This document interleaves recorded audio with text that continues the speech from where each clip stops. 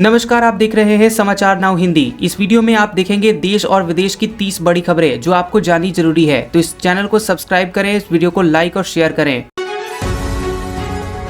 London में party कर रही भगोड़ा जोड़ी माल्या ललित की वापसी आखिर कब? सरकार ने जान लीजिए क्या बताया। भारत सरकार उन सभी भगोड़े व्यक्तियों को वापस लाने के लिए पूरी तरह से प्रतिबद्ध है और ठोस कार्रवाई कर रही है। विदेश मंत्रालय के प्रवक्ता रणधीर जायसवाल ने इस मामले में कई विदेशों के साथ बातचीत जारी होने की जानकारी दी है। ललित मोदी ने माल्या के जन्मदिन पार्टी का वीडियो सोशल मीडिया पर जारी कर एजेंसियों को चिढ़ाने की कोशिश की थी।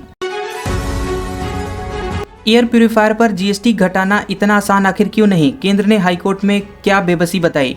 दिल्ली हाईकोर्ट ने एयर प्यूरीफायर पर जीएसटी घटाने को लेकर केंद्र सरकार से जवाब मांगा है। याचिका में एयर प्यूरीफायर को मेडिकल डिवाइस घोषित करने की मांग की गई है ताकि जीएसटी 18 से 5% किया जा सके। केंद्र ने कानूनी पेंच का हवाला देते हुए कहा कि एक दाम से एयर प्यूरीफायर पर टैक्स घटाना मुमकिन नहीं है। हिंदू युवक की हत्या को नजरअंदाज नहीं कर सकते। भारत ने बांग्लादेश को गिनाई अल्पसंख्यकों पर 2900 जुल्मों की लिस्ट।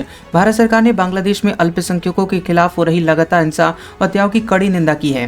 प्रवक्ता ने अंतरिम सरकार के कार्यकाल में 2900 वारदातों का जिक्र करते हुए कहा कि इन्हें खारिज नहीं किया जा सकता। दीपू चंद्र दास की हत्या पर कहा कि हम इसकी घोर निंदा करते हैं। उम्मीद है कि अपराधियों को जल्द कटघरे में लाया जाएगा। ऐसा क्या हुआ कि 24 घंटे भी नहीं टिकी डॉक्टर कपल की शादी? फेरों के तुरंत बाद हो गया तलाक। पुणे में एक नवविवाहित डॉक्टर दंपति ने शादी के 24 घंटे के भीतर ही तलाक ले लिया। दोनों के बीच गंभीर वैचारिक मतभेद शादी के तुरंत बाद ही शुरू हो गया। दंपति ने आपसी सहमति से अदालत के माध्यम से शादी समाप्त करने का निर्णय लिया। नेतन्याहू फिर आग बबूला। इजरायली फौज ने लेबनान में हिजबुल्लाह के ठिकानों पर गोले दागे, हथियारों का जखीरा तबाह। इजरायली सेना ने लेबनान में हिजबुल्लाह के हथियार डिपो और ट्रेनिंग कैंप पर हवाई हमले किए। ये हमले नबातियाह, जेजीन और हरमेल के पहाड़ी इलाकों में हुए हैं जो कि सीरियाई सीमा के पास हैं। इजरायल ने नवंबर 2024 में युद्ध विराम के बाद भी लेबनान में अपने 5 रणनीतिक क्षेत्रों में सेना तैनात रखी है। 20 साल बाद खाली हो रहा आशियाना। आधी रात राबड़ी देवी के बंगले से यूं गए गमले। बता दें कि बिहार के पूर्व मुख्यमंत्री राबड़ी देवी के 10 सर्कुलर रोड स्थित आवास खाली करने की प्रक्रिया शुरू कर दी गई है। उन्हें भवन निर्माण विभाग ने 39 हार्डिंग रोड स्थित आवास विधान परिषद नेता प्रतिपक्ष के तौर पर आवंटित किया था। राजद ने इस आदेश को राजनीतिक प्रतिशोध बताया था और परिवार ने पहले आवास खाली करने से इनकार किया था। हिमालय में बर्फ अकाल। जहां बिछी रहती थी सफेद चादर, वहां अब उड़ रही है धूल। जान लीजिए वैज्ञानिकों ने क्या दी बड़ी चेतावनी। हिमालयी क्षेत्र में दिसंबर महीने में बर्फबारी नहीं हुई है जिससे पहाड़ सूखे और बर्फहीन दिख रहे हैं। वैज्ञानिकों के मुताबिक मौसमी चक्र में बदलाव और तापमान वृद्धि के कारण बर्फ जमने का समय नहीं मिल पा रहा है। केदारनाथ, बद्रीनाथ, गंगोत्री और यमुनोत्री जैसे धार्मिक स्थलों में भी इस बार दिसंबर तक बर्फबारी नहीं हुई है।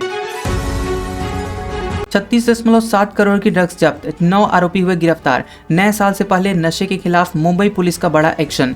मुंबई पुलिस ने ठाणे मुंबई क्षेत्र में अंतर्राज्यीय हेरोइन तस्करी रैकेट का सफलतापूर्वक पर्दाफाश किया है। इस कार्रवाई में 6 पुरुष और 3 महिलाओं समेत कुल 9 आरोपियों को गिरफ्तार किया गया है। कुल 8 किलो 832 ग्राम हेरोइन और 36.74 करोड़ रुपए से अधिक मूल्य का अन्य सामान जब्त किया गया है।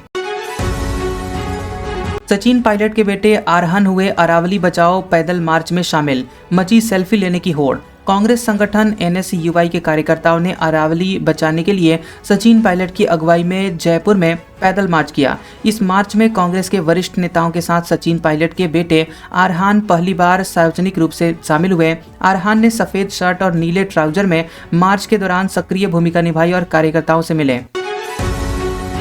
राज्यसभा सीट की मांग। जीतनराम मांझी की डिमांड पर बेटे संतोष ने दी नसीहत। मंत्री संतोष कुमार ने पार्टी संरक्षक जीतनराम मांझी को संगठनात्मक मर्यादा का पालन करने की नसीहत दी है। जीतनराम मांझी ने राज्यसभा सीट और गठबंधन सहयोगी दलों को लेकर सार्वजनिक बयान दिए थे। संतोष सुमन ने पार्टी के मुद्दे उचित मंच पर उठाने और मीडिया के माध्यम से विवादित विषयों से बचने का जोर दिया है।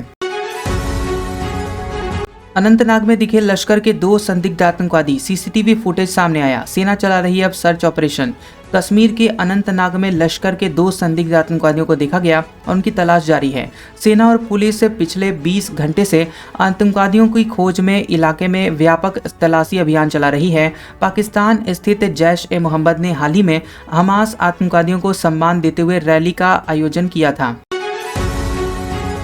कानपुर में पुलिस कर्मियों को कुचलने वालों के गले की फांस बना यूपीआई पेमेंट, शराब के ठेके से खुली पोल।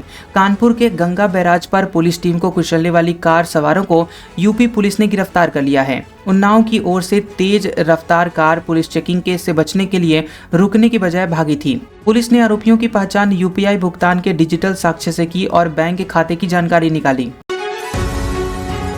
दुष्ट औरंगजेब का कोई नाम लेवा तक नहीं बचा, सीएम योगी ने किया सिख गुरुओं के बलिदान को याद।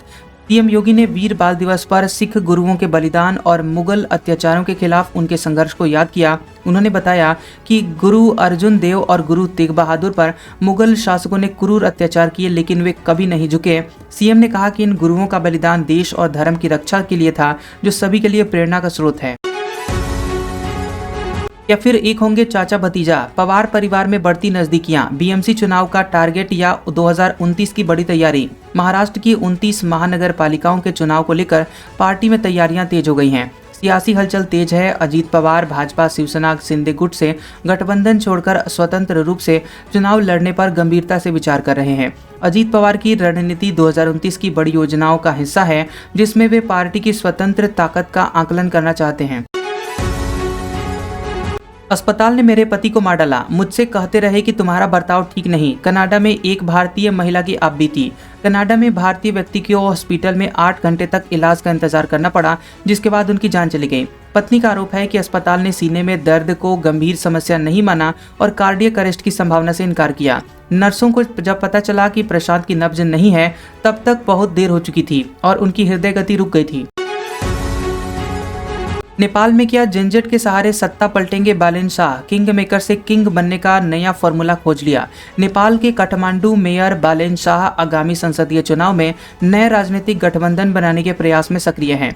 बालेन शाह युवाओं में लोकप्रिय हैं और भ्रष्टाचार के खिलाफ उनकी आलोचना ने उन्हें प्रमुख राजनीतिक चेहरे बना दिया है। पूरी उम्मीद है कि रवि लामिछाने और कुलमान घिसिंग के साथ मिलकर बालेन शाह आगामी चुनाव में गठबंधन बना सकते हैं।